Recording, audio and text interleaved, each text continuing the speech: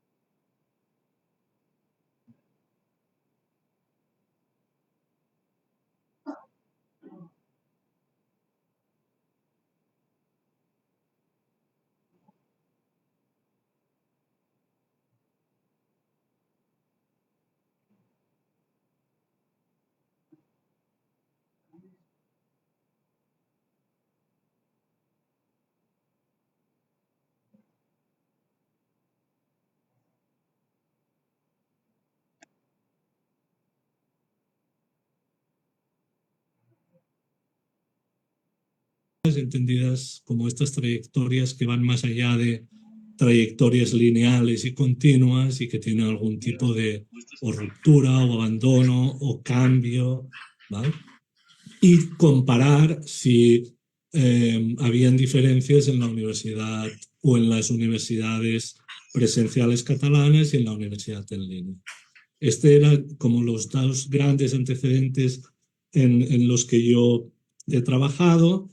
Y al iniciar estos proyectos, digamos que también el contexto universitario catalán había tenido como unas tendencias que habían reconfigurado el sistema universitario catalán. Por un lado, se había introducido la reforma de Bolonia, que habíamos pasado de la estructura de grado de diplomaturas y licenciaturas de 3 y 5 años a los actuales grados de 4 años.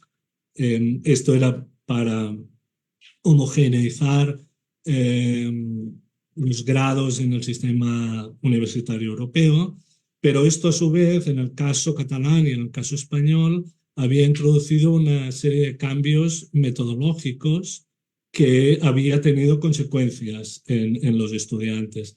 Específicamente, metodológicamente, en Cataluña se introdujo la obligatoriedad de la presencialidad en la universidad, así como la evaluación continuada. Estos dos elementos que se introdujeron a raíz de la reforma de Bolonia lo que hizo es perjudicar a un cierto perfil de estudiantes que tenía pues, la necesidad de compaginar los estudios con actividades o responsabilidades externas a la universidad. Aquí vimos que la reforma de Bolonia supuso, por estos dos elementos de evaluación continuada, que había muchos más requerimientos de entregas durante el curso, que un cierto perfil de estudiantes que era típico en la universidad catalana, que era el que venía el primer día de curso y ya no venía hasta el día del examen, pues con esta reforma desaparece, pero también perjudica a aquellos que tenían que compaginarlo con estudios. Entonces emerge como un eje de desigualdad que ya no es tanto el origen social, sino la forma que tienen los estudiantes de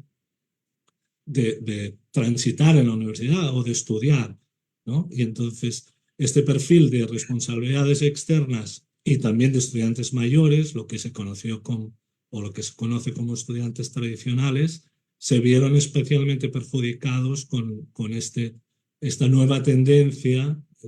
Hablamos del 2010 y provocaba que abandonaran muchos más sus estudios y que tuvieran pues más dificultad para obtener un título, aunque tenían muy buen rendimiento muchos de ellos. O sea que emergía este nuevo eje de desigualdad en función de las condiciones sociales.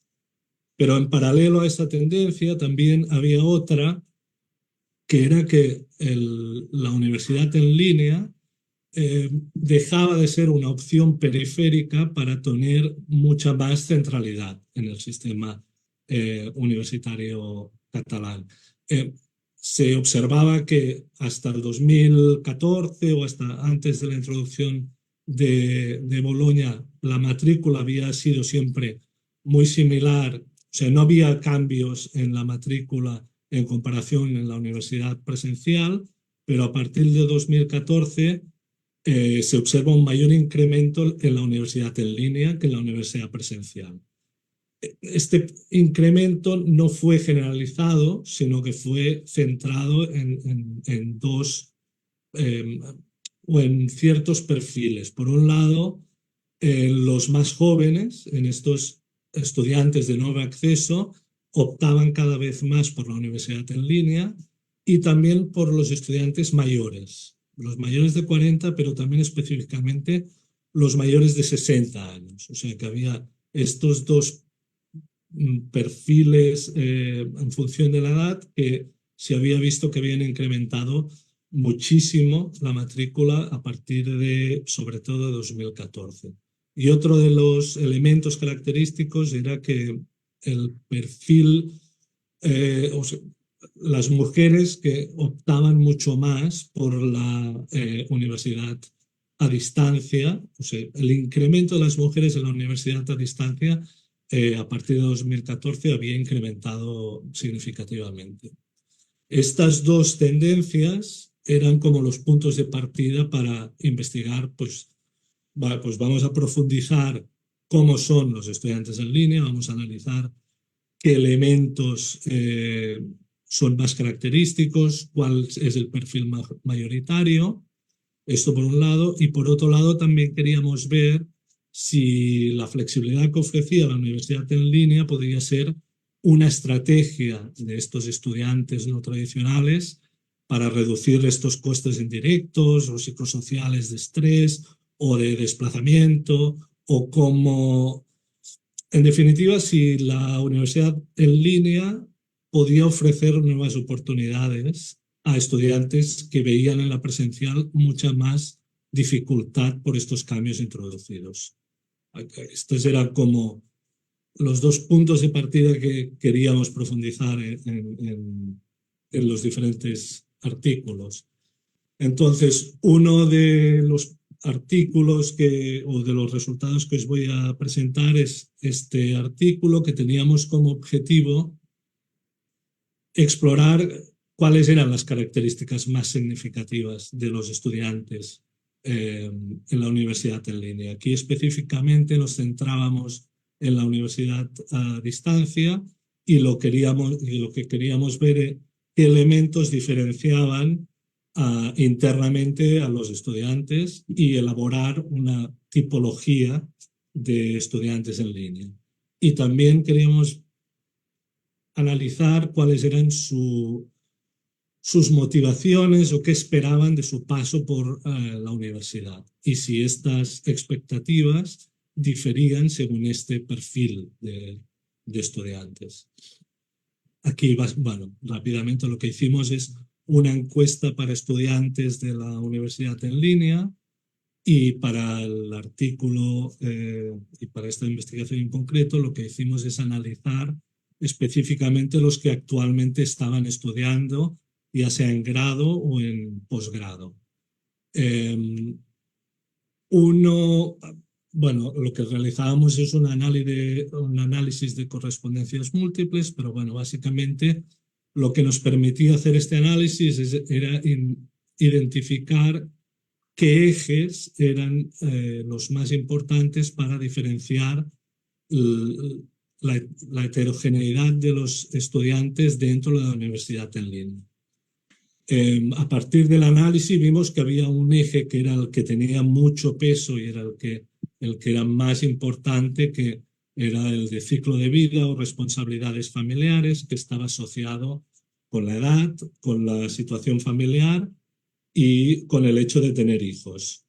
Este era un primer eje que veíamos que diferenciaba a los estudiantes de la universidad en línea y que discriminaba sus características en función a estos tres elementos. Pero un segundo eje que tenía menor peso, pero que también nos daba elementos de distinción, que eran sus condiciones sociales y su origen social.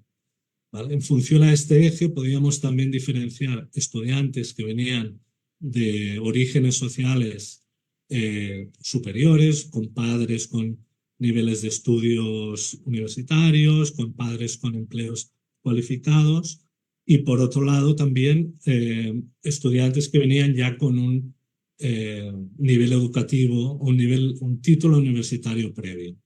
En función de estos dos ejes, lo que hacíamos es identificar diferentes tipos de estudiantes. Aquí había el eje horizontal, sería la edad, situación familiar y el hecho de tener hijos. Cada bola amarilla representa un tipo de estudiantes, y que se agrupan los estudiantes en función a la proximidad en el espacio, pero en conclusión lo que veíamos era que sí que había cierta heterogeneidad, pero que había como dos perfiles que eran los que tenían mucho peso en la universidad en línea, que eran aquellos que tenían responsabilidades múltiples, como responsabilidades múltiples entendíamos que estaban trabajando y que a su vez tenían responsabilidades familiares y tenían hijos. Este era como el gran grupo que representaba un 37% de todos los estudiantes, pero otro grupo casi igual que representaba un 35% eran los estudiantes trabajadores.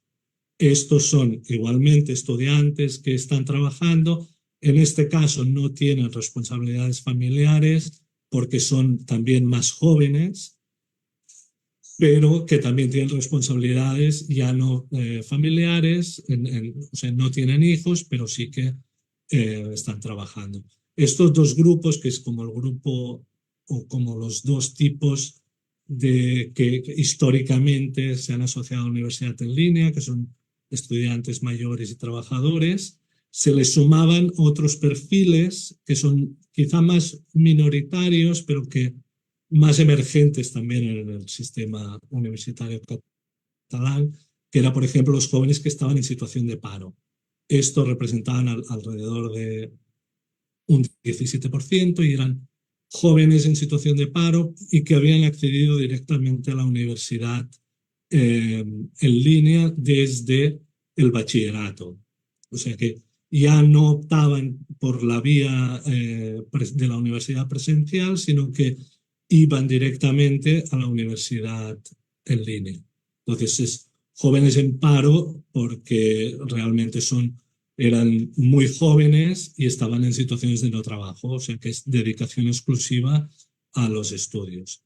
Este eje horizontal, si vemos, es pues, va de más jóvenes a mayores con las responsabilidades múltiples, y el otro eje también diferenciaba dos grupos que en este caso ya que sí que son más minoritarios, que habían estudiantes internacionales que estaban realizando estudios de posgrado, y otro grupo que representa en este caso un 2,5% del total, que representaba jubilados, que muchos de ellos ya tenían un título universitario previo y que accedían a la universidad con otras lógicas y sin responsabilidades de trabajo en este caso.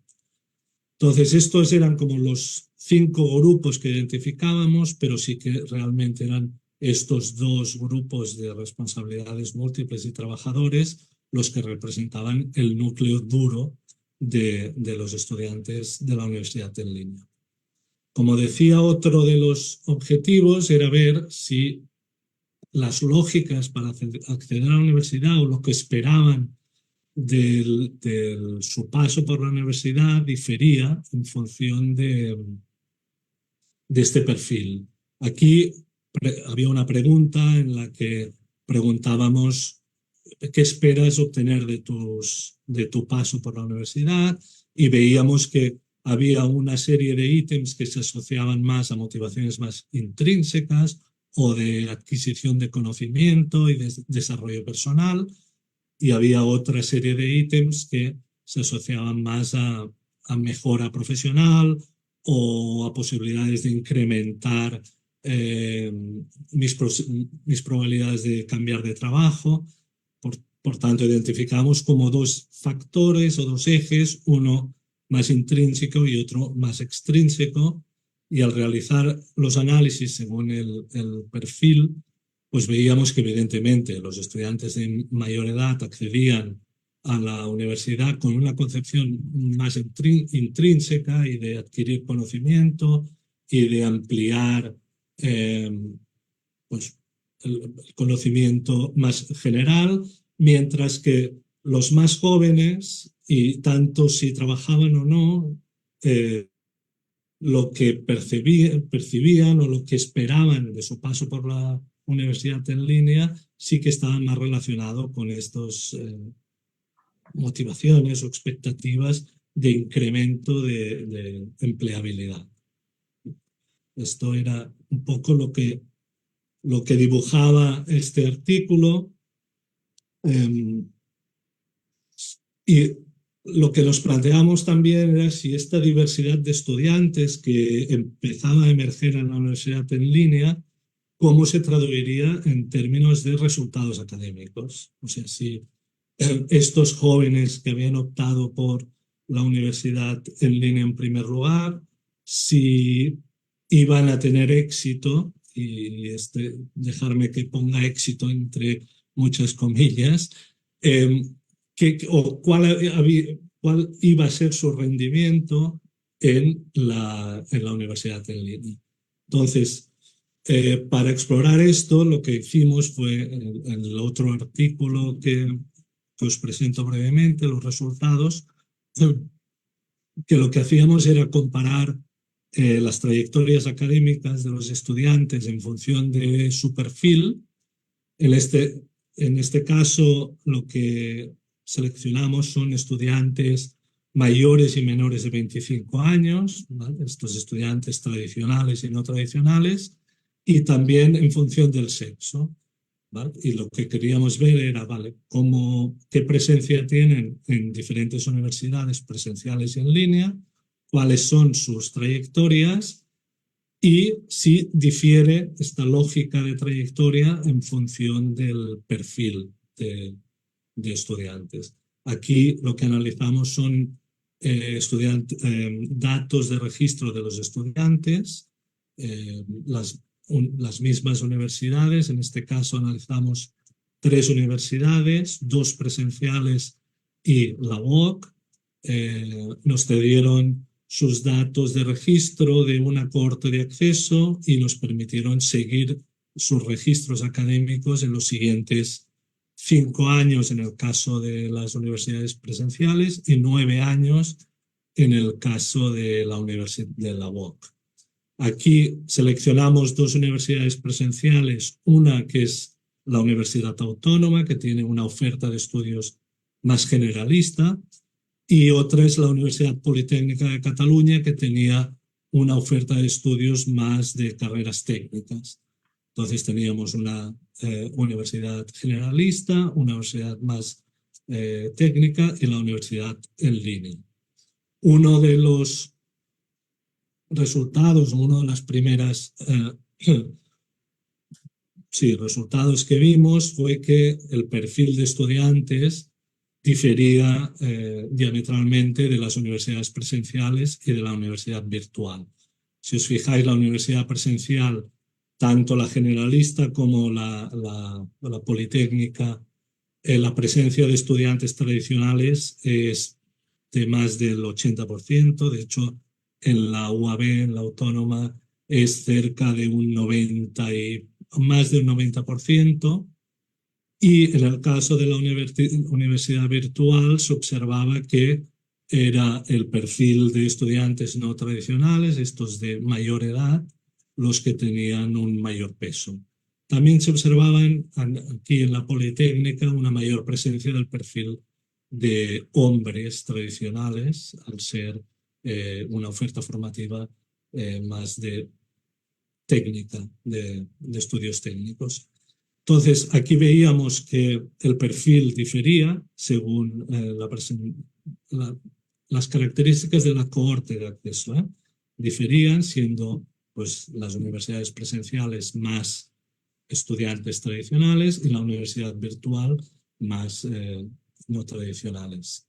Cuando analizábamos las trayectorias, aquí es un análisis de secuencias y aquí cada columna representa un curso académico. Si os fijáis, la primera está todo verde porque todo el mundo está estudiando, porque es la cohorte de acceso, pero a medida que vamos avanzando vamos viendo cómo salen nuevos colores, que es básicamente el color gris, es estudiantes que abandonan la universidad sin haber obtenido el título, y el color más asalmonado sería estudiantes que abandonan obteniendo la titulación.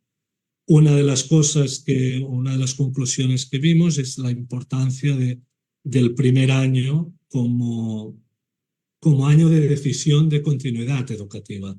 Si nos fijamos, es en el primer año donde el porcentaje o la amplitud de este recuadro gris tiene más amplitud porque es donde hay mayor abandono.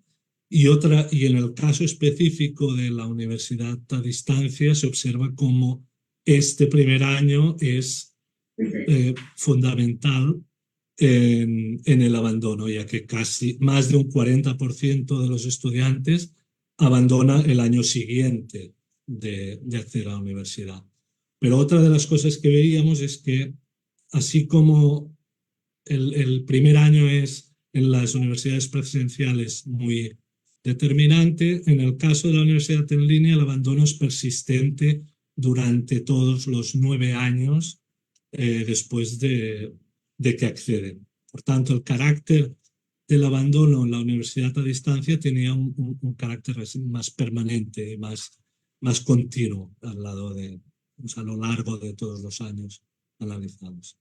Y finalmente también una cosa que nos sorprendió es cómo la persistencia en la universidad en línea 9 años después de que los estudiantes accedieran, había 1 de cada 5 que aún continuaba estudiando 9 años después de haber accedido. Por tanto, la universidad en línea en este caso difería también un poco de las presenciales en las lógicas de continuidad y abandono.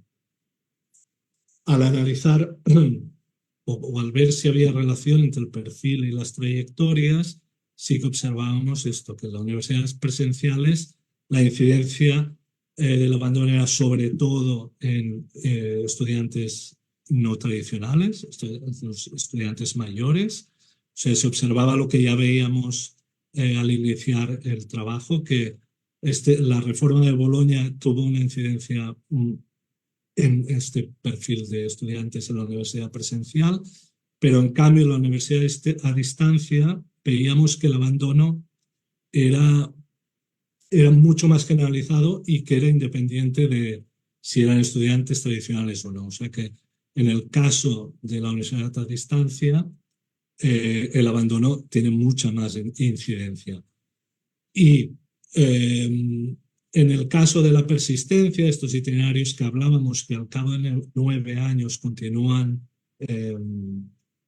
matriculados, continúan estudiando, se observaba que había una asociación con el hecho de las estudiantes mujeres. Por tanto, que las mujeres sí que también tenían diferentes lógicas y tenían unos itinerarios mucho más largos y mucho más lentos y que hacían necesario ampliar estos horizontes temporales y no quizá analizar solo 9 años, sino incorporar o a 15 o a 20 años y también profundizar más cualitativamente, que aquí no era el caso, en cuáles son las lógicas de acceso de los estudiantes. Así que para terminar, estos resultados de estas investigaciones nos permitían como dibujar algunas conclusiones o apuntar a líneas de investigación futuras.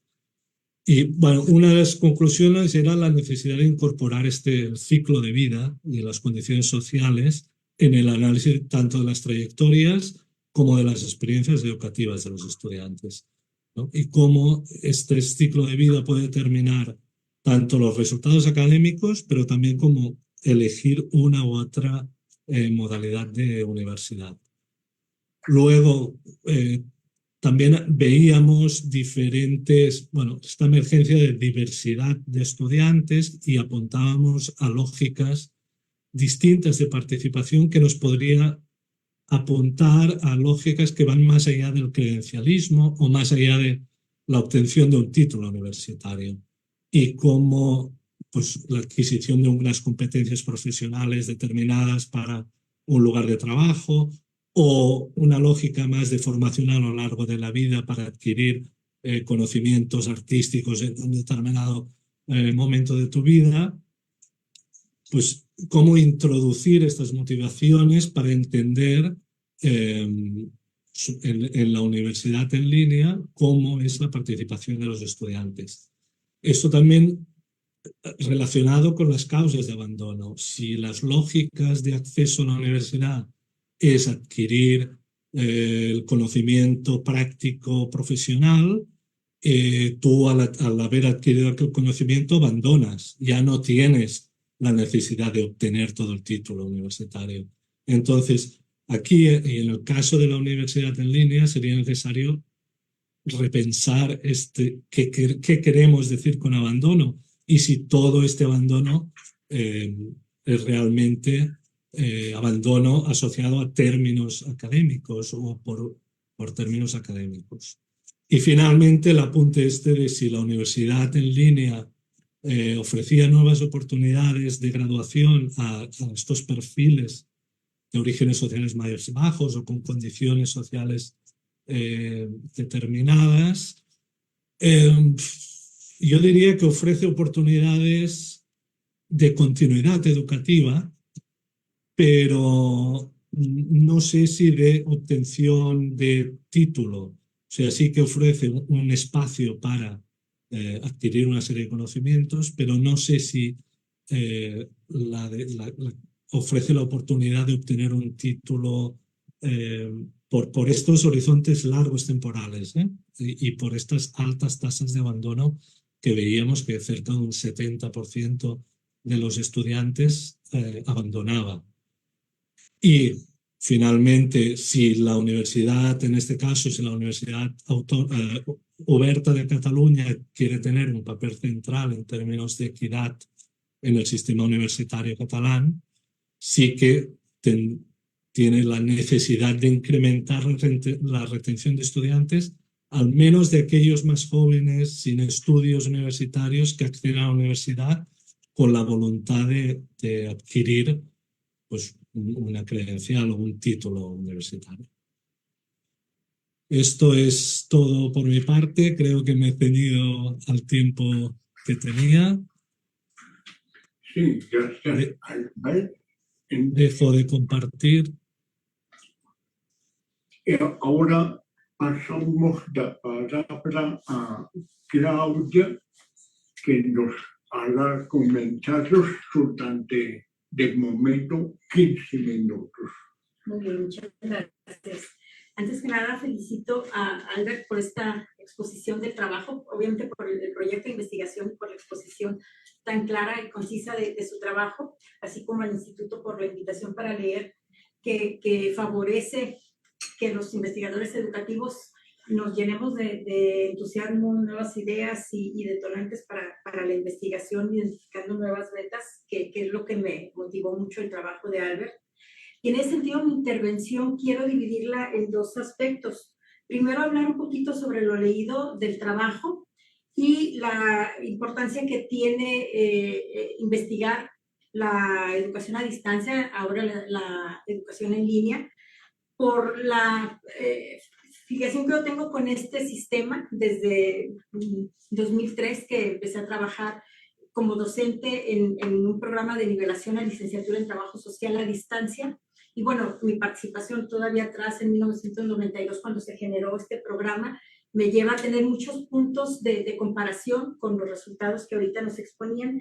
Y esta primera parte quisiera centrarla en eso, en esa comparación de la investigación en el contexto catalán y lo que en la Universidad de Guadalajara, específicamente en este programa de nivelación a licenciatura en trabajo social, hemos encontrado hallazgos comunes y otras, algunas diferencias. Y la segunda parte, que tendría que ver con mi reflexión sobre asuntos que me surgen al leer el trabajo. Y bueno, si no me ajustan estos primeros 15 minutos, lo que me falte lo dejo para el siguiente espacio. Y traigo algunas notas para no dispersarme mucho. Y algo que olvidé comentar, que nos recomendó el doctor Jordi, es hablar un poquito del antecedente personal. Yo soy licenciada y maestra en trabajo social y el doctorado lo hice en metodología de la investigación. Mi investigación educativa tiene que ver o se remonta a aproximadamente 15 años, específicamente en el entorno del programa de nivelación a licenciatura en trabajo social y principalmente en asuntos que tienen que ver con el desarrollo de competencias profesionales integradas, luego desarrollo de competencias digitales, en la importancia de las dimensiones emocionales, sociales y cognitivas en los procesos de educación en línea. Y en ese sentido, bueno, no me he dirigido específicamente en investigar al estudiante como centro de atención, pero obviamente es el principal actor del proceso que hemos investigado, con miras a mejorar principalmente el proceso educativo en un programa no convencional de los primeros en esta Universidad de Guadalajara. Entonces, bueno, en ese marco de comprensión, pues antes que nada felicitar al doctor Sánchez y a todo su equipo por el tino de abordar un objeto de estudio que en el marco de la investigación educativa encuentra hoy un espacio coyuntural de creciente importancia. Y me refiero a que es un asunto coyuntural, no porque los sistemas de educación no convencional hayan nacido con la pandemia, como muchas personas asumen, sino porque las universidades abiertas y los programas a distancias no son tan nuevos. Es más, ni siquiera son jóvenes, ya los podría calificar como bastante adultos. Si reconocemos, por ejemplo, el caso de la Universidad Abierta de Cataluña, que desde su creación en 1995 ofrecía el 100% de sus programas en línea. Aquí en la Universidad de Guadalajara, en 1993, la Coordinación General del Sistema para la Innovación y el Aprendizaje, INNOVA, bajo la dirección del maestro Manuel Moreno Castañeda y un importante equipo de docentes, promovieron, capacitaron y acompañaron la creación de los primeros programas de licenciatura en la modalidad abierta y a distancia en la Universidad de Guadalajara. Tal es el caso de las nivelaciones a licenciatura en trabajo social y en enfermería. Para llevar a cabo la investigación comparativa de los sistemas presenciales y en línea, resulta coyuntural también, dada su efervescencia post-pandemia, y en virtud de que dicho evento, en nuestra historia reciente, volvió a poner sobre la mesa de la discusión el análisis de las modalidades no convencionales y sus múltiples acepciones. Algo que me da mucho gusto es que hayamos dejado atrás la otrora polémica sobre el debate en torno a la calidad. Creo que es un asunto muy superado, un asunto que ya en este momento no atrae nuestra especial atención. Sin embargo, sí es importante centrarnos en indagar las dimensiones que pueden fortalecer su potencial como opción educativa para la creciente población que demanda educación superior fuera de los contextos tradicionales, de la educación presencial en el marco internacional de educación para todos y de educación para toda la vida. Citando el trabajo del doctor Albert, la educación en línea ya no es periférica o marginal, es cada vez más central.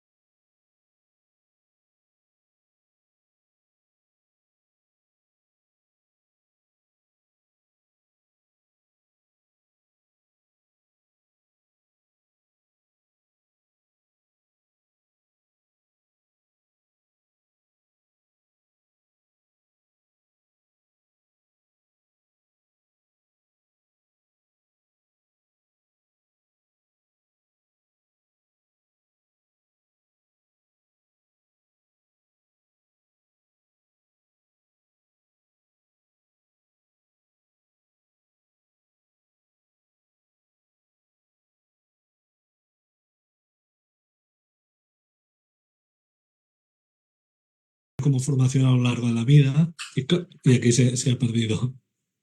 Muy bien, creo que fue muy poco lo que se quedó suspendido. Vale.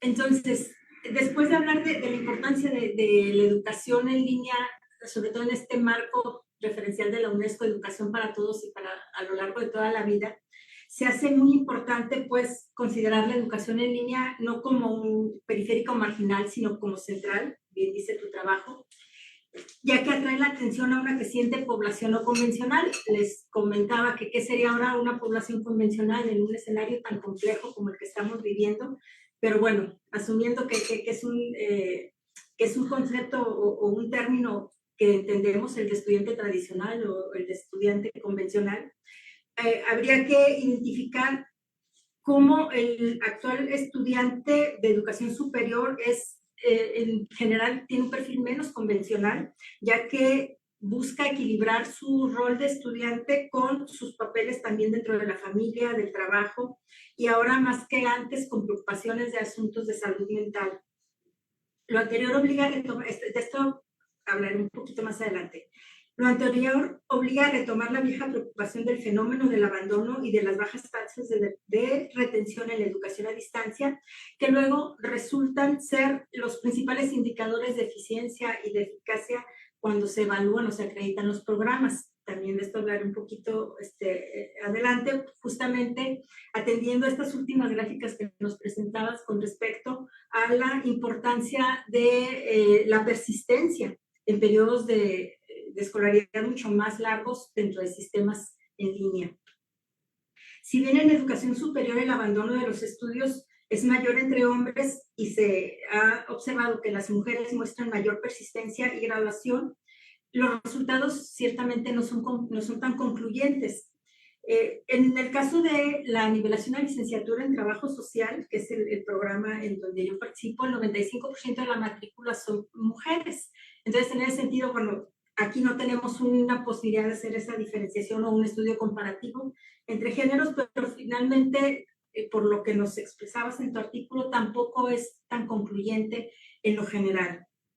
Otra variable estructural ampliamente analizada ha sido la edad. La mayor edad del estudiante generalmente implica un mayor riesgo de abandono. En educación en línea, la investigación se reparte los resultados en porcentajes similares que apuntan hacia cualquier dirección, de tal forma que nuevamente no resulta concluyente. Sin embargo, es muy importante identificar que los estudiantes que trabajan tienen más posibilidades de abandonar a cualquier edad. La investigación en el contexto catalán, entre ellos otros estudios que tú mismo citas de tu autoría, apunta a que los estudiantes no tradicionales, que son mayores y trabajadores, abandonan con más frecuencia, incluso cuando tenían un mejor rendimiento académico que sus contrapartes tradicionales. Eso es un asunto también muy interesante que en las conclusiones luego cierras de manera muy puntual, y que me invita también a repensar esas causas de abandono, porque no necesariamente en la finalidad de una persona adulta trabajando y ya inserta en el campo profesional, como sería en el caso de las trabajadoras sociales que se nivelan en nuestro programa, pues la intención a veces no es necesariamente el documento, sino el conocimiento de las posibilidades de mejorar su práctica y su inserción profesional. También me parece significativos en términos de comparación lo que sucede con el caso del programa de la nivelación y lo que nos ofreces de la Oberta de Cataluña, porque la evidencia del efecto de la edad y el trabajo en el abandono es particularmente importante en el caso de las universidades en línea, dada la especificidad del perfil de los estudiantes. Este asunto creo que tenemos en común, ya que el programa de nivelación a licenciatura en trabajo social se creó en 1993 justamente para que trabajadoras sociales que habían estudiado la carrera a nivel técnico pudieran alcanzar la licenciatura, y en ese caso su perfil de ingreso exigía que fueran graduadas de la carrera técnica, que estuvieran ejerciendo en el campo profesional y que tuvieran al menos 2 años de antigüedad. Además de lo que comentaba anteriormente, el 95% son mujeres, y en ese sentido pues ya se dibuja un perfil de estudiantes que en este momento tienen un promedio de 35 años, Hace 20 años el promedio de edad de nuestros estudiantes era de 49, que es muy interesante. Actualmente, después de 30 años de ofrecer este programa, el promedio de edad está en 35 y que son trabajadoras de tiempo completo en su institución y dispuestas a sumar a la jornada laboral la responsabilidad, a sus responsabilidades familiares, el rol de estudiante universitaria. Por lo tanto, es que la educación a distancia y especialmente la educación en línea nos muestra que tiene muchas posibilidades de atender sus expectativas de capacitación escolar. También tenemos en común que los años de finalización en el programa, de los programas en línea son muchos más altos que en las instituciones presenciales, justamente asumiendo a ese perfil tan particular del estudiante en línea. En lo referente a las trayectorias universitarias por tipo de universidad, los resultados presentados en torno a la importancia del tiempo y la duración de las trayectorias en el análisis de la experiencia educativa, especialmente en el caso de los estudiantes no tradicionales, me lleva a pensar en la necesidad de que los organismos evaluadores y acreditadores de la educación superior conozcan a fondo esta particularidad del fenómeno, en este fenómeno educativo con estos estudiantes de perfiles específicos, de tal forma que no sea un criterio tan determinante para la evaluación, cuando sí sea un criterio para tomar en cuenta las estrategias que los programas llevan a cabo para retener y para prevenir el abandono de sus estudiantes. De las conclusiones comparto especialmente la reflexión en torno a la necesidad de un diálogo constante para problematizar la naturaleza del género tanto del cuidado como del aprendizaje. Y en ese sentido me encantaría hacer un trabajo comparativo que muestre en diferentes latitudes cómo enfrentar esas situaciones complejas que implica combinar los estudios con múltiples responsabilidades. Lo que sí puedo afirmar es que la investigación educativa llevada a cabo en el contexto de la nivelación del trabajo social nos ha permitido nutrir de manera importante la toma de decisiones, tanto directivas como administrativas, que justamente nos lleven a mejorar el papel que como institución llevamos a cabo facilitando y acompañando el proceso de aprendizaje de nuestras alumnas. El asunto de mis reflexiones con respecto a todas las vetas que se abren para la investigación educativa, especialmente de la educación en línea, bueno, lo dejo para el siguiente segmento. Muchas gracias. Gracias, ya. Entonces, pasamos a la intervención de Isabel. Sí, gracias. Pues también felicitarte, Albert. De repente ver otros estudios en los que coincidimos, porque curiosamente sí hay datos o similitudes en los comportamientos. Bueno, yo comentarte y comentarles a quien nos escucha, pues yo soy profesora del sistema de universidad virtual, prácticamente casi a la par de su creación me incorporé al sistema. Estuve previamente con la doctora Claudia en el programa de nivelación, así es que un poco esos inicios ya los tenía con ellas y luego me incorporé al sistema de universidad virtual. Ahí el interés que surgió como investigadora fue justamente sobre los estudiantes. Ahí el trabajo en el que nos enfocamos fue sobre ese seguimiento de las trayectorias, porque siempre había sido un foco importante de la manera en la que se crea el sistema, que un poco ya nos comentó el antecedente la doctora Claudia. Se crea, pero valdría la pena comentarlo por lo que voy a decir de cómo ocurren las trayectorias. De entrada, este sistema de universidad virtual surge, pero con carreras que no son carreras tradicionales. Es decir, no son las carreras a las donde hay mayor demanda, como podría ser las tradicionales, medicina, derecho, etcétera, ¿no? Surgen, se crea, pero con estas carreras que no hubiera esa oferta, sino que fueran carreras un poco, yo diría, asimilándola a estas nivelaciones que tenían como antecedente de enfermería y la nivelación en trabajo social. ¿Por qué? Porque las primeras carreras que se crean son, bueno, la carrera en educación, que fue la primera en red, que ningún centro oferta, en el caso de la Universidad de Guadalajara, no hay en el nivel licenciatura una carrera en educación, o no la había hasta esa época, 2005, 2004, no la había. Entonces se crea esa carrera porque no había oferta, nace también la carrera de bibliotecología, y ese sí tiene un poco esta idea de esos técnicos que ya operan, que ya trabajan en bibliotecas, puedan obtener o certificarse ahora ya en esta cuestión. Una que le llamamos la licenciatura en administración, pero con un sesgo que es solo para administrar las pequeñas o las pymes o las más pequeñitas, ¿no? O sea, entonces, ese tipo de carrera o de oferta es con la que nace el sistema.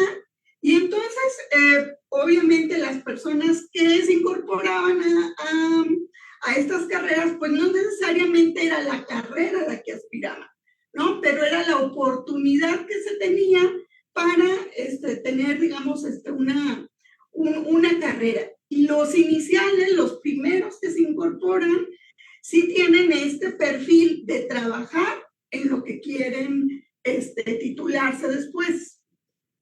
Ya en épocas, digamos, más recientes, ya el perfil un poco ha cambiado, porque se ha intentado incorporar jóvenes y una oferta un poco más vinculada a los jóvenes. Pero, digamos, de estos primeros que iniciaron, pues obviamente lo que sucedía ahí en los abandonos es que era demasiado largo el periodo. ¿Por qué? Porque, vuelvo a insistir, se crea a imagen y semejanza de los programas y las reglas de un presencial. Es decir, con cierto periodo de cursos, relativamente flexible, pero en realidad sumamente rígido en su estructura, con una malla curricular igual en créditos y demás, igual que presencial, y entonces eso hacía rutas relativamente largas para quienes ya tenían una experiencia. Tengo 20 años de experiencia como bibliotecario y resulta que tengo que cursar una carrera como si no supiese nada, ¿no? O sea, no, es decir, como ese estudiante tradicional en términos del que llega en blanco, sin considerar estas trayectorias iniciales, que ahorita te escuchaba, esas experiencias, por ejemplo, tampoco allá se retoman mucho y quizás sean una de las causas, en el caso del sistema, era una de las causas de abandono, ¿no? O sea, se me hace demasiado el tiempo, me tratan como que si no supiera y quizás eso lo domino mejor que el asesor o incluso el curso, ¿no? El curso está muy deficiente porque no considera. Entonces, ese tipo de cuestiones era lo que ocurría.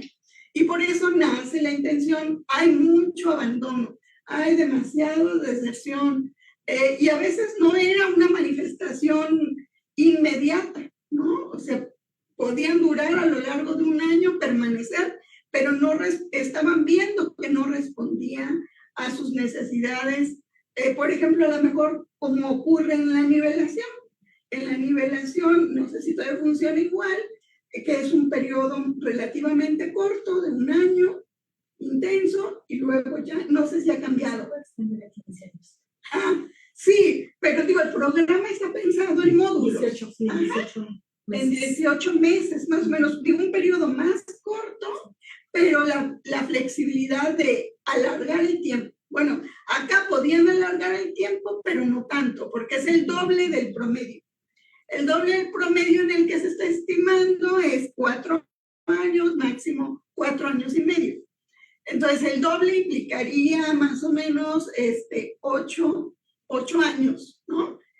Y a veces el tiempo no alcanza, entonces, porque sí hacen muchas pausas. También hay otra cuestión que notamos, que no son necesariamente abandonos, sino pausas. Dame un descanso, porque ahorita no puedo. ¿Qué perfil tienen aquí este tipo de estudiantes? Entre el 80 y el 90%, dependiendo del programa, trabajan.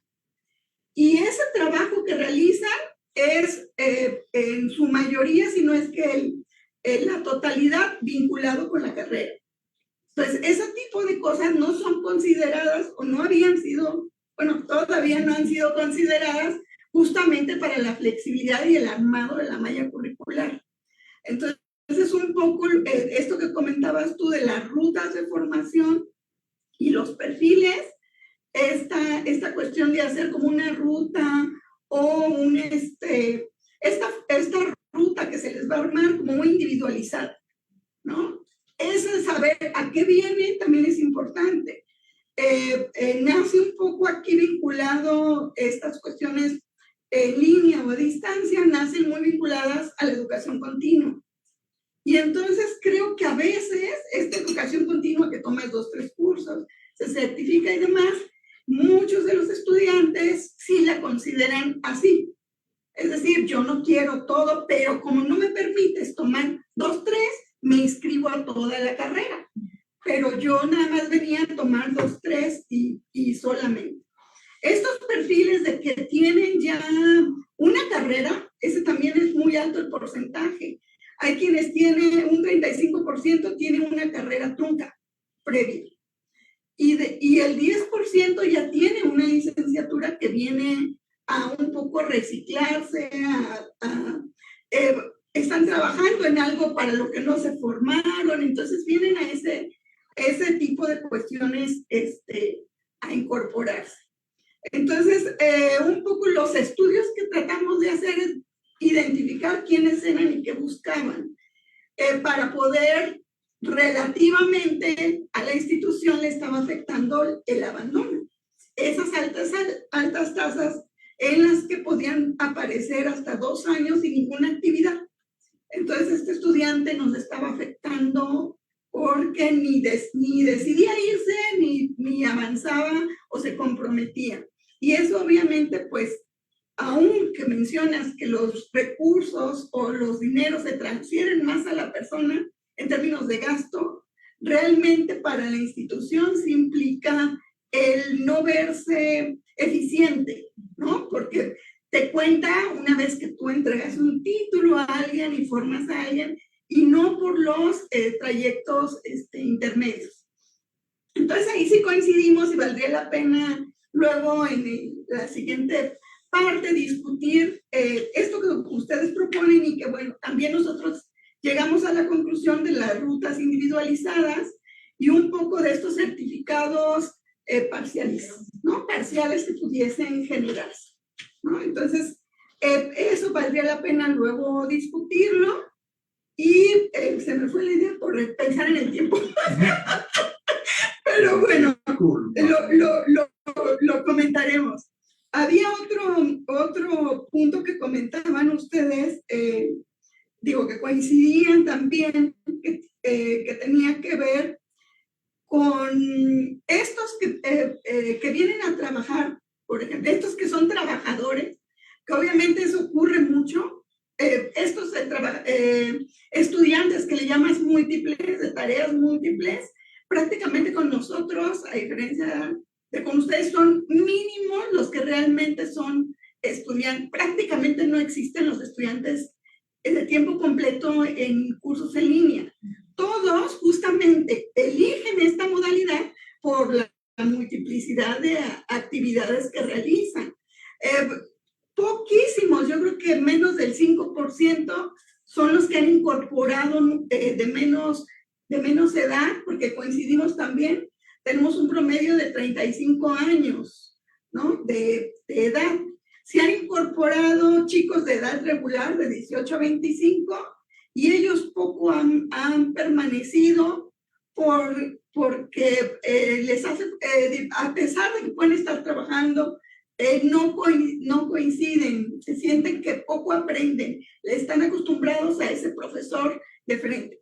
Otros que también nos ha generado conflicto y que es una proporción alta, son los que vienen del sistema abierto. El sistema abierto es aquellos que hacen con unos pequeños cursos en menos de 6 meses, 3 meses, concluyen el bachillerato o incluso ya venían desde, hice mi examen para secundaria y después hice mi examen para bachillerato, llegan y esperan encontrar lo mismo acá.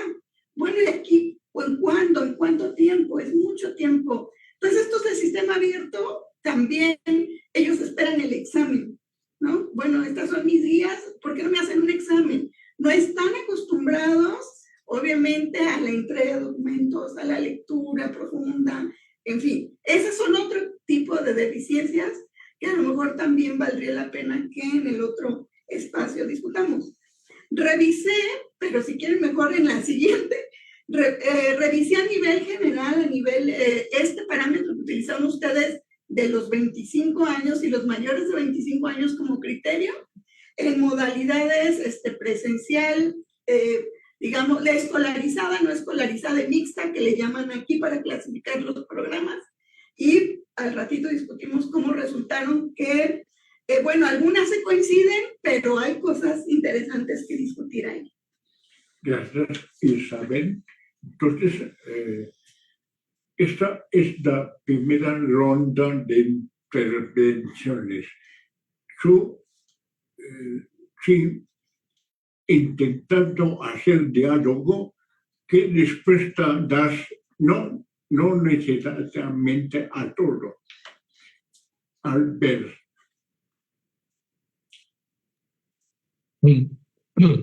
Bueno, yo un poco,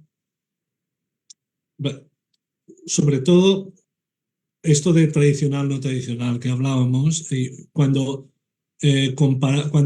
yo vengo de la presencial y al ir a la universidad en línea me decían, vale, pero lo que tú piensas que es tradicional, para nosotros es tradicional. O sea, la universidad en línea siempre había tenido este perfil de que habían trabajado y que habían... y aquí hubo un primer conflicto de decir, tenemos que intentar dejar de lado esto de tradicional, no tradicional y centrarnos en las características de los estudiantes, porque a diferencia de lo que comentabais, aquí en Cataluña sí que ha habido un incremento muy importante de los jóvenes. Y yo no sé si esto es como resultado de la pandemia, como resultado de... no lo sé, pero esto sí que está configurando como unas nuevas normas en la universidad en línea que van a tener que responder de alguna manera a una diversidad creciente de su perfil.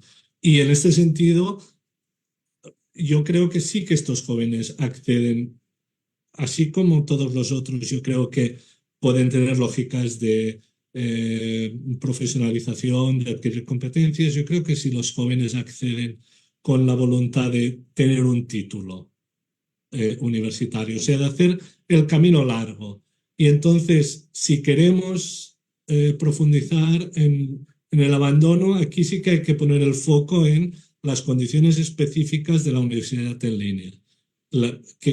¿Cuáles pueden ser las causas que lleven a los estudiantes a dejar de estudiar? Un poco también en la línea de lo que decías, vienen de un sistema abierto y se encuentran con un sistema que los requerimientos son diferentes, entonces explorar pues lo que se llama la integración esta social, ¿no? ¿Cómo podemos hacer para que se sientan más integrados socialmente? ¿Cómo podemos hacer para que el entorno virtual no les sea tan diferente? ¿Cómo podemos hacer para que no se cansen de estar solos, ¿no? O sea, toda esta dimensión más social, yo creo que en un futuro, al menos aquí en el contexto catalán, la universidad en línea tendrá que dar respuesta a estos perfiles más jóvenes que están requiriendo la universidad más tradicional en la universidad en línea, ¿no? Están pidiendo cambios y en el caso de Cataluña, la universidad en línea no está, digamos, introduciendo este tipo de cambios. Pero bueno, esto que digo, que aquí en lo que se está dando es que cada vez más jóvenes, y no sé si es porque no tienen trabajo para reducir los costes económicos, porque se han acostumbrado por la pandemia, por lo que sea, cada vez está creciendo más este perfil de jóvenes que acceden directamente a la universidad en línea. Y no sé si es el caso vuestro también o si hay programas específicos para diferenciar las experiencias de unos y otros. ¿Quieres comentar tú?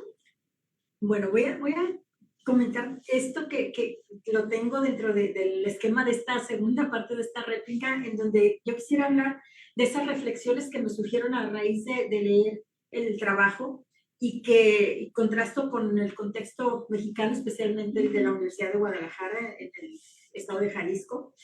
Y quisiera dividirlo en los retos que le viene a la investigación educativa en general y luego la investigación de la educación en línea. En ese sentido, creo que para la investigación educativa es un momento muy propicio para ahondar en el conocimiento de estas modalidades no convencionales, puesto que este contexto post-pandemia luego lo ha puesto en el foco como panacea para resolver todos los problemas. Con educación en línea va a haber mayor matrícula, va a haber disminución en los tiempos de duración de las carreras, sobre todo del pregrado. Se va a diseñar planes de estudio tan innovadores que impliquen la multidisciplinaridad del profesorado, que puede estar en cualquier lugar del mundo porque estamos en línea. Y luego, también en este sentido, identificar la complejidad de esos perfiles del estudiantado, que además de ser multiroles y de que las edades ya no son convencionales, ya no son las tradicionales, en educación en general y en educación en línea específicamente, también los asuntos de salud mental que a mí en este momento me tienen atenta con respecto al creciente número de ansiedad, de depresión, de desesperanza en los jóvenes que frente a un contexto de trabajo, a un contexto social tan difícil, de repente dicen, bueno, ¿para qué estudiar? ¿O cuál es el sentido de la escolarización en sí misma? Y nosotros desde el marco de las instituciones, pues obviamente que esa es nuestra oferta, la escolarización o la habilitación para el trabajo desde la escolarización. Obviamente también en investigación educativa creo que estos precedentes de las diferentes experiencias previas es un punto que podemos ahondar y tocar con mayor profundidad.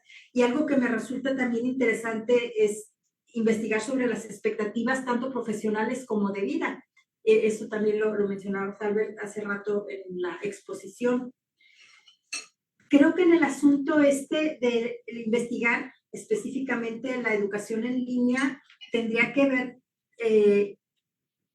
la importancia de adentrarnos en entender cuál es el impacto de la mediación tecnológica, no nada más en la dimensión cognitiva, que es en donde más hemos hecho investigación, sino también en la esfera afectiva y social, que mucho, ya lo mencionabas, el sentirse solo o el sentirse abandonado por la institución o por el profesorado cuando se estudia a distancia, cuando se estudia de manera virtual, es uno de los elementos que podríamos considerar influyentes en el abandono o en esa falta de retención que tenemos las instituciones. Luego, buscar la inclusión de variables como la motivación intrínseca, pero también lo que tú decías hace rato, de los contextos socioeconómicos específicos del estudiante que inciden en el abandono y en esa falta de retención, porque no nada más tiene que ver con el estudiante como sujeto, sino con todas las vicisitudes que tiene que sortear para estudiar en un contexto en donde se le demanda atención a la familia, cuidado a los integrantes de su comunidad, generación de recursos para el sustento y además un título profesional. Algo interesante también me parece atender la investigación de los perfiles docentes, porque si bien se ha multiplicado la oferta de educación a distancia, no necesariamente el perfil de los docentes hemos estado a la altura de esa demanda y en muchos sentidos, bueno, tal vez nos habilitamos en el uso de las tecnologías, pero no necesariamente hemos mejorado nuestro perfil con respecto a nuestras competencias, además de digitales, las pedagógicas y las didácticas, y sobre todo en un contexto de investigación en línea. Y algo que también mencionabas, el seguimiento de los egresados en el mundo del trabajo, que también nos podría ayudar a resignificar esta situación de abandono con respecto a que si ya tenemos el conocimiento, que es lo que motivó al estudiante a ingresar a una carrera en línea, al tenerlo ya no se hace indispensable contar con el documento. Entonces, bueno, creo que todo esto, o todos estos elementos que a mí se me antojaba poner ahí en la mesa para el semillero de jóvenes investigadores, pues sobre todo tendrían que ver con, además de ahondar en el estado del conocimiento, obviamente, con aumentar la posibilidad de generar diseño curricular pertinente, porque luego nos vamos con la estructura tradicional del proyecto curricular y la malla curricular y las horas de dedicación al curso tradicionales, 100%, mientras que lo no convencional implica incluir como espacio de aprendizaje todo el contexto de todo el día del estudiante, no nada más el aula, el espacio de trabajo, el espacio de convivencia, también dan motivos para el aprendizaje específico de un objetivo, de una materia. Entonces, en ese sentido, también identificar esas posibilidades para mejorar el diseño curricular, para habilitarnos y diversificar el uso de las metodologías de aprendizaje, incluir las metodologías activas, la andragogía, porque la mayoría de nuestros estudiantes son adultos, las metodologías para el logro del aprendizaje significativo, todo esto que se hace indispensable para lograr esos perfiles que los estudiantes están buscando al ingresar a la universidad, y obviamente para hacer reingeniería institucional, que es indispensable cuando aspiramos a tener programas de educación en línea, que no nada más se construyen desde el discurso. Yo, atendiendo ahora a esta pregunta que nos hacías al final, Albert, de por qué habrá aumentado la inscripción en educación en línea, pues tiene que ver con que la promesa desde el discurso oficial y desde el discurso institucional alienta a que este es el método para que los estudiantes en situaciones no convencionales logren sus objetivos de aprendizaje y de capacitación para la vida y para el trabajo. Sin embargo, si no es reingeniería, como bien dices, hasta lo copié para terminar con esto mi intervención, aunque la educación en línea se ha visto como una oportunidad para aumentar la participación y la equidad social, las altas tasas de abandono son un obstáculo importante para lograr estos objetivos.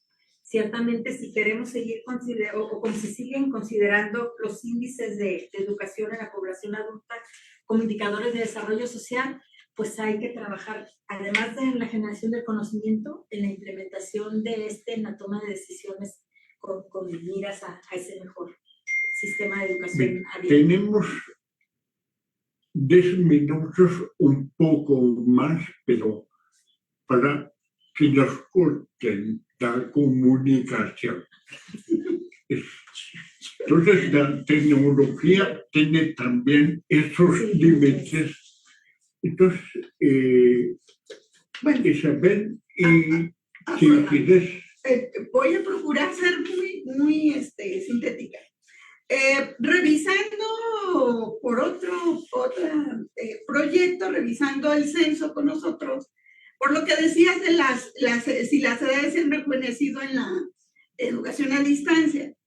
En el caso de la matrícula en general, sin discriminar modalidades, el 83% todavía de la matrícula es dentro de los 25 años, ¿no?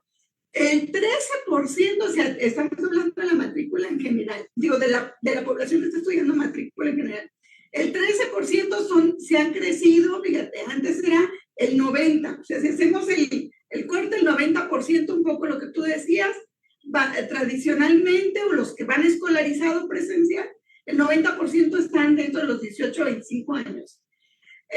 Sin embargo, en el general, el 13% aún en las presenciales está incrementándose en las presenciales la presencia ahí es un poco a la inversa, ¿no? La población de 25 a 35 es el 13% de la matrícula, ¿sí? Y aún en las presenciales, tengo ahí por ahí unos datos, por ejemplo, en el caso de la Ciudad de México, que es donde tiene mayor cantidad o densidad y población, una oferta enorme de distintas universidades públicas y privadas, además, estamos hablando de que el 11% se inscriben de más de 25 años, cuando lo tradicional es que el 90% sean una escolarizada. Entonces, más o menos para que te vayas dando idea de que no solo se están rejuveneciendo o digamos están entrando más jóvenes en línea, sino que también en la otra están entrando personas de mayor edad, lo cual quiere decir que sí se está presentando tanto en una como en otra la cuestión esta del regresar, del aprendizaje a lo largo de la vida, porque quiere decir que pueden ser aquellos que no concluyeron y retoman, o pueden ser aquellos que estaban en rezago, que no la tomaron y recién están intentando retomarla. Entonces ahí ocurren los dos. ¿Me explico? No solo se están rejuveneciendo acá, sino que también se está avejentando la tradicional. O sea, está llevando a 10 años más. Estamos diciendo que se está sumando gente de 10 años más.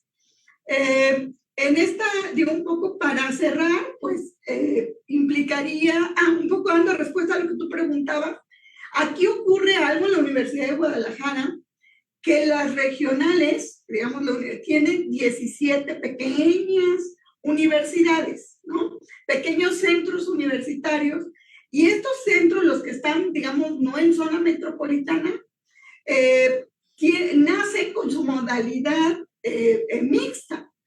Tienen sesiones presenciales y tienen sesiones o trabajo en línea.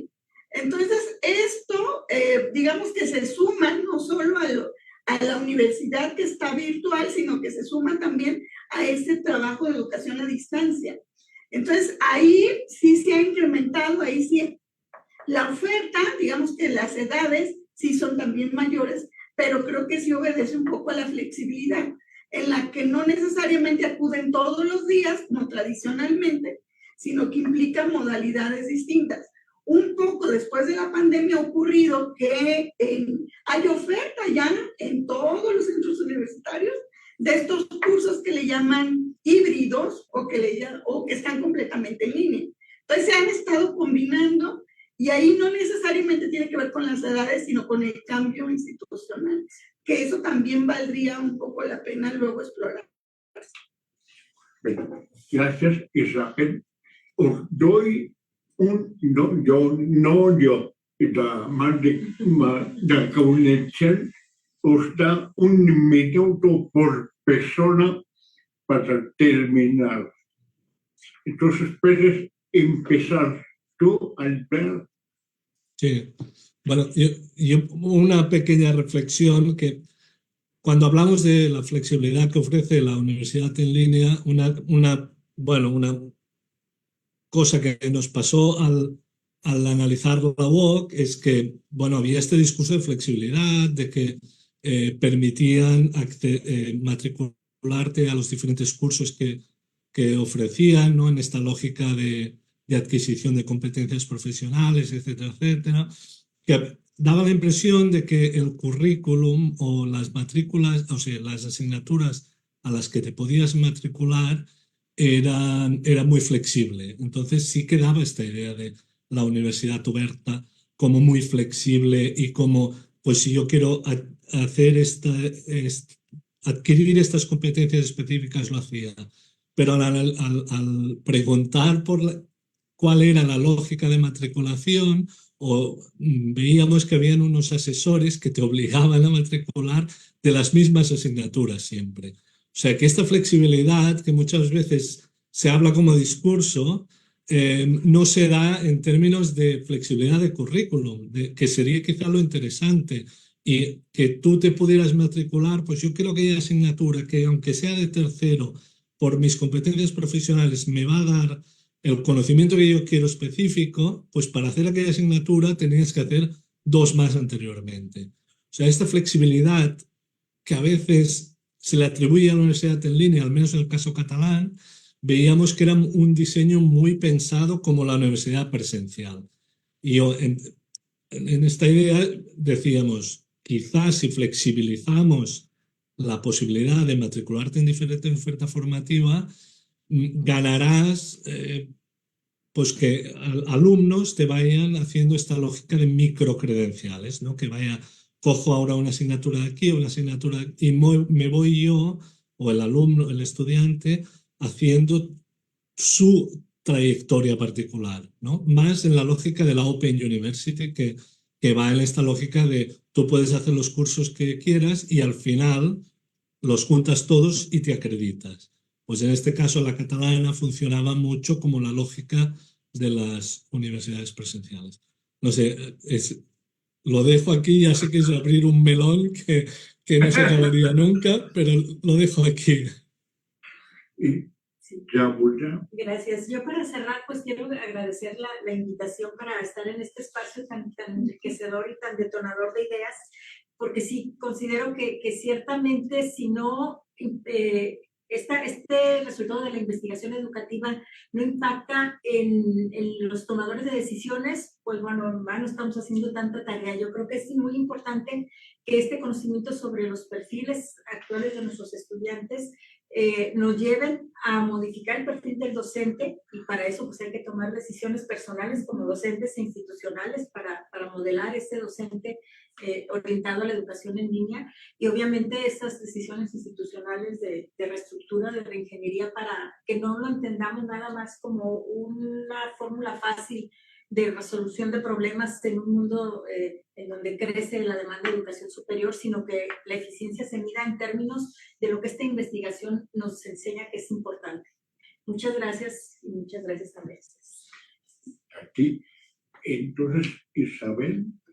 Pues nada más agradecerles a ustedes su participación y permitirnos pues compartir muchas ideas en pocos minutos. Que se queden ahí, pero que de alguna manera luego ya nos invitará el doctor a una segunda. Ya volveremos, como decían.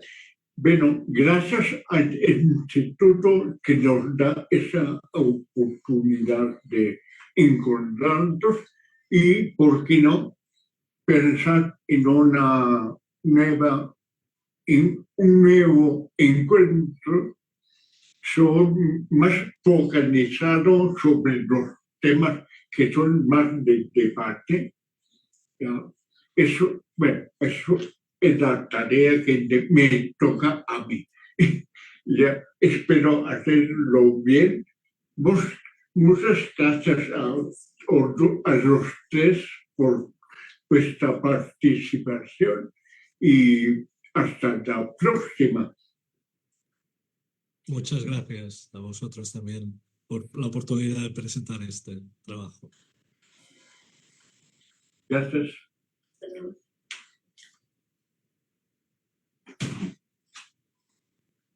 No,